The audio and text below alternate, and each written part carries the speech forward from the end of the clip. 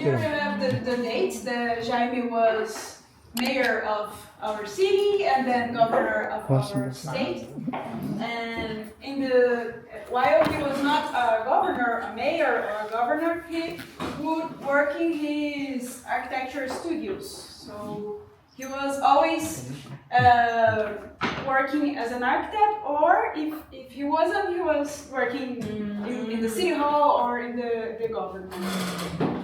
And then when he finished his last term as governor of Paraná in 2003, he founded his office here, the studio, the architecture studio. So the architecture studio works here since this date here, more or less like 23 years now. And a little bit of Jaime and his life. He was born here in Curitiba in 1937. He was an engineer, and then he became an architect and urban planner. So he had this full formation, so then he could make all the things that he did here for the city and for the world. And he was recognized as one of the world's most influential urban planners of the world.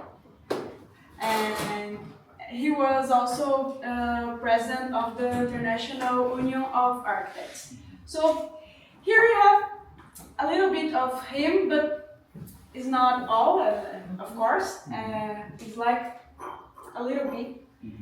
And like Ilana and Ariadne was talking to you and telling you about, here we have 3 offices. So we have the architecture studio, we have the institute, and we have the Jaime Learner Design Studio. And Jaime Land here. Jaime Land. And we work together. We are now, I think, maybe 20 architects working at the studio, only architects. And then when we are working in some projects that need engineers and another anthropologists, lawyers, all Yeah. of these. Yeah. All of you? We like to work with you. Not everyone. We have this kind of situation, so we are used to work with another kind of professionals, not only architects. So this is us. We like very much to party. Today we had a party. This we learned it from Jaime, because Jaime was a person that liked parties very much. He was always gathering people around and celebrating the city and celebrating things. So we learned this very well. Who designed this house? Jaime design. I'm going to talk about Himself. yes. Himself designed this house. While he was still in the college, in the university, he was studying architecture, and he started the design of the house. So he designed the house in 1964, more or less. And the house was, this is a sketch from him. In his late 80s already. Yeah. Very. This is the last sketch that he did of the house. We like it because so here we have a few drawings. It was the first idea that he did about this house. Yes, we are here right now. And the house was finished in 1968, we think. We don't have these dates, exactly the dates, because Jaime didn't used to take pictures, to write about these things. He was too busy working and thinking about the city, so he didn't keep this kind of information. But we know that. I was born, the house was already done, so in 69. No, you know.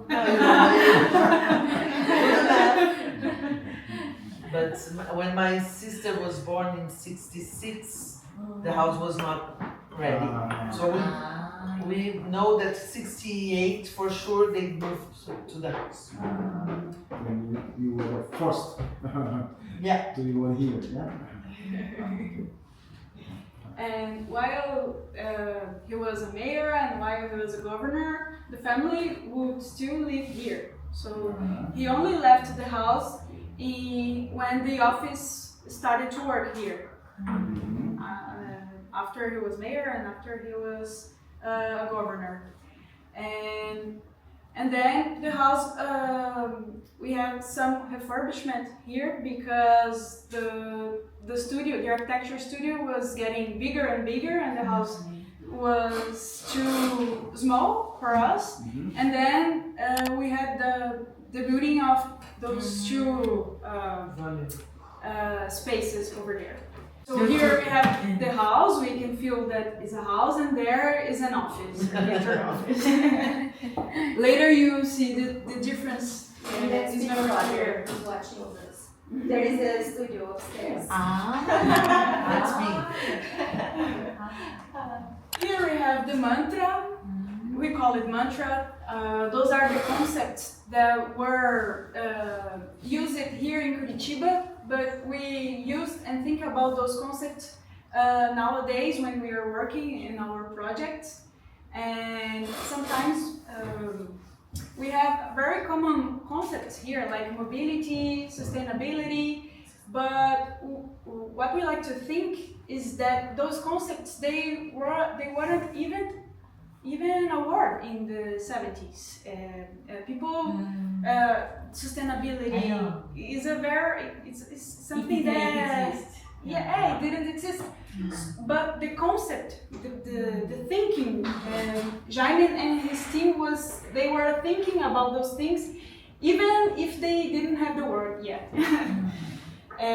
So the city of Curitiba and Jaime and his team, they started to think about the city in a way, thinking about a vision of the future, about mobility, density and diversity, sustainability, building an identity and sense of coexistence for people in the city, and also developing some urban acupunctures. What is it? What? Acupuncture is... Yes, like the medicine treatment. It's a joke. A joke is an analogy. It's an analogy. It's something that urban acupunctures are little projects that are built to make a difference in a small area or maybe in a bigger area.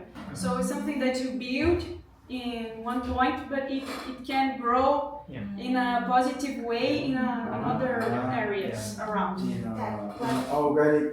organic system, organic resemblance, yeah? Yes. And those are the questions that Jaime would always think about, and he would always think about this, and he would always question this for our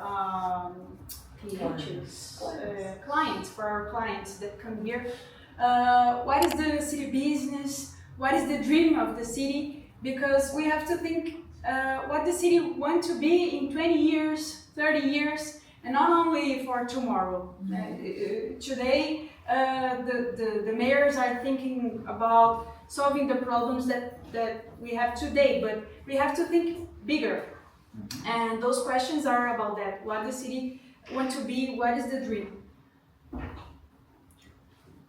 And now we are going to talk about a little bit of Curitiba experience. And maybe I will ask some help here. You are next to, well, actually you're inside Yes. one of these structural sectors, which is the growth structure of the city. Curitiba is very known by the bus system, the mobility project. But the mobility project is part of something bigger. Yeah. It was not just about a bus, it was about a system that involves like density, growth, and mixing functions, everything. Because to my father, the thinking was, people have to use the car just for leisure.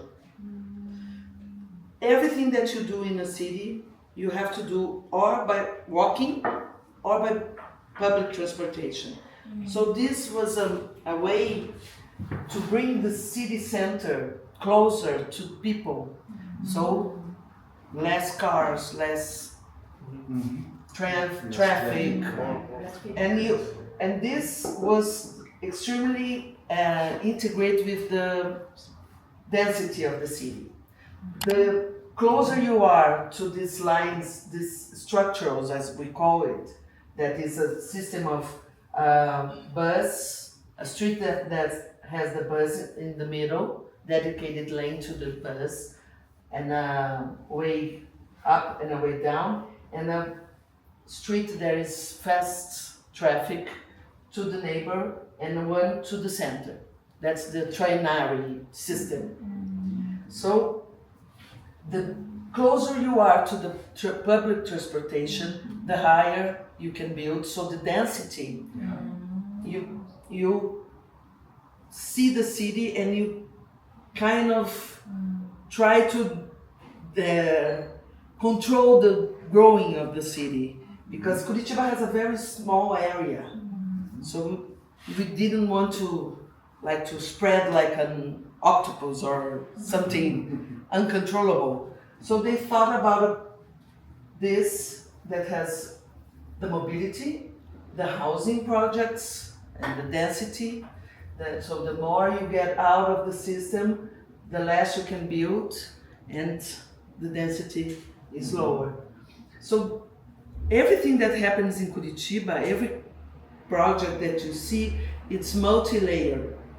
So we have the mobility, we have the growing of the city, we have the density, and this kind of structure that we built in all those lines, it's very commercial and integrated. They are building for deluxe of 500 meters, there are kitchenettes, and there are office and doctors and pharmacies and everything. So the mixed use of those areas, you can see this. From above, you can see Curitiba very clearly with this radial,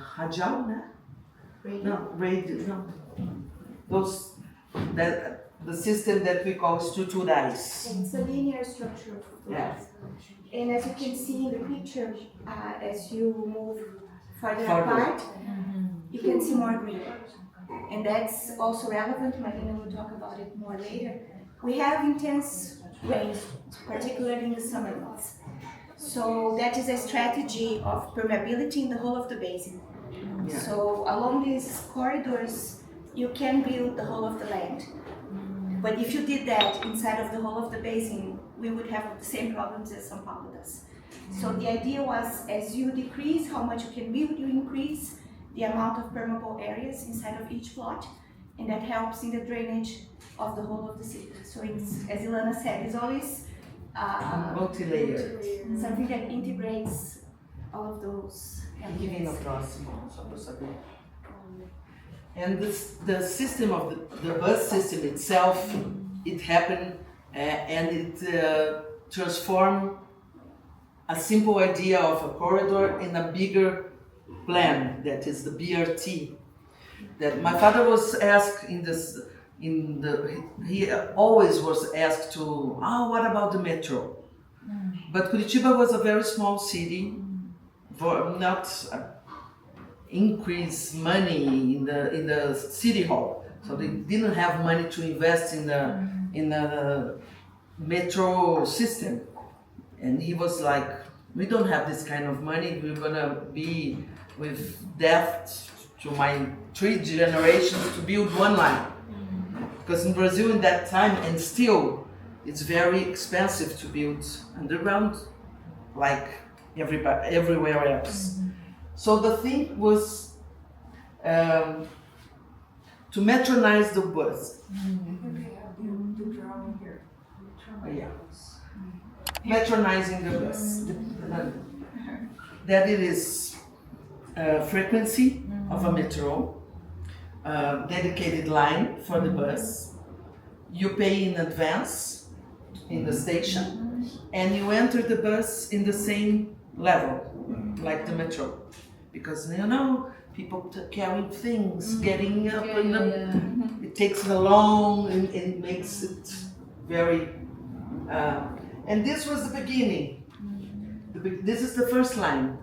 This runs here. And as you see, the city is here. And from the city center to the end of the line was very, very empty. And as we talk, the city hall wanted to induce the growth in these areas. So you can see this is our hill, just like, and you see the city coming, and then the city is already here. These three pictures are the same place. So it took us 50 years to get here. We are here, the growing buildings, because we have Cabral, Boa Vista, and Santa Cândida. We are just passing Boa Vista, so we managed to control the growing and bring people where The structure is. the structure is. And I think that's a very unusual experience because most of the time, although we call it planning, you're actually trying to control a situation that is already in place. And with this kind of foresight, they were able to guide the growth to the areas that the city wanted the growth to happen. And that's also something that I'm sure it should be the same in Korea. The real estate market, Yeah. they're always pushing In for different directions Yes. that the city hall wants. So what Jaime and the team wanted with this was say, okay, you can invest as much as you like, but here. And use this strength because we plan the city, but they are those who build the Yes. city. So the idea was to combine these forces. And this was easier to think about where to put the money, where to put schools, where to put hospitals and everything. You know the density of the city where it demands more, you invest more because you know. If you see from above, you can see Curitiba is very easy. Now here is the place where we need to put our strength and energy because this is a very high density place. So everything was guided by the bus, was the first part, but it was very, very, very important the density plan together. Because if you do just a dedicated line to the bus, you just transfer the problem of the traffic to another area because you don't know the problem, what generates the problem. So this was a kind of thinking that combined a strategy of growing and mobility and bringing people to areas that are life, because there are shops, there are lights, there are people walking by. So those lines are very busy. So it's secure. Everything together. These pictures, they are very good to understand the development of BRT here in Curitiba. Because we can see that it started only with the buses and the exclusive way. And then once you start, and then you get better. So here in the 90s, we can see that we have already the tube station, and the buses, the red buses. So it was a system that it wasn't born ready. Yeah. It was developed as long as the city was growing. So, and it should be like that. The city is growing, and our system it must improve with the city. This is how it went from the beginning, just the first line, and then you started like this, and then we become uniting those lines with a circular bus that calls interbairros. That's a diagram that simplifies everything. And then these points of interactions are the terminals. And was one thing that was very important also was the fair. So in Curitiba was just one fair. So if you are inside the system, if you take one bus from in front of your house, go to this terminal, take this one, go there, change for this one, take this, take, and if you're still in the system, you pay one fare and you can ride the whole day. So this was very important because it was a social fare. So everybody pays the same. Doesn't matter how long you stay in the And how long you are going yes. as well. So it was the people that ride the longer pays the same that people that pays for instance for 1 block or 2 blocks that need. So it was a social fare that everybody pays the same. Doesn't matter how long you stay in the system or how far you live. Because traditionally in Brazilian cities, the poor people live in peripheral areas. So Yes. those that are closest to the core of the city usually have a higher standard of living, so they can subsidize the fare of those that live farther away. Yeah. So that was the It reason. makes sense. Yeah. And as long as you stay in the system, you just pay one in the way in and one in the way out. Because in the other cities in Brazil, usually you change the bus, you pay again. And in the 70s, when the second term of my father, the system paid itself. The city hall didn't put any money, and because it was a pool of companies, everybody gets the same amount. It doesn't, because people like this is a very high density line. Everybody wants to operate just this line, not the other line that is empty. So as it was a pool of companies, it was not relevant wherever you go or what line you were operating, because you get part of the share. Everybody takes the same amount by the total of people that use the system. And this integration is very important for the system because, as Ariadne was saying, it's not everyone that can live here in the central area. So we have buses that connect with these red buses, now with the BRT buses, and then people can get where they want. And what happens sometimes, well, we have BRT in more than 200 cities in the world.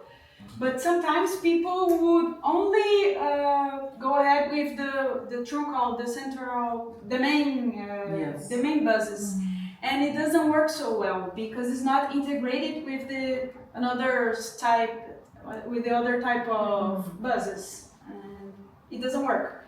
It has to be integrated with everything. So this is the system nowadays, and it's still changing because the city changes and it has to change as well. Now we have the bike lanes. Yes. And if you have time to later look outside, you'll see that in the beginning, the two stations would be facing each other. They would be in the same alignment. And now they are set a little bit because you can have within the same structure those lines that pay at every single stop along the way, and some of them that travel faster because they don't stop at every stop. Like the So- express metro, You can double the capacity of the infrastructure and they can put ultrapassagem é difícil. overpass. Overpass the bus that is in the substation. So this is something that was created now. Recently. You have this kind of buses in those bus. Not yet. Não tem com a sanfoninha? Ainda não temos. No. This bus was created for the system Yeah. because the system was getting very heavy in rush hours and everything. So the bus was Crowded. it was crowded and was small. The system needed a longer bus. So the Volvo company developed, the first it was like this, and then like this. So this was developed for the system. The system was so much used that demand this kind of increase, like, so maybe in another 10 years we get another one. You're gonna have like a metro. Yeah. I said that we already did the PRT system is set up in Korea too, but this kind of bus we didn't enter. No? Yeah. The former mayor of Seoul, named Lee Myung-bak, I think he did benchmarking Yeah. the bus system also in 꾸리찌바. So he reformed the bus system for whole city of Seoul. So thanks to that, he was elected president Wow. of Korea. All has begun here. So we hope that he's a good System president. also, Many people in Korea already know that that system was introduced from Curitiba. Brazil. yeah.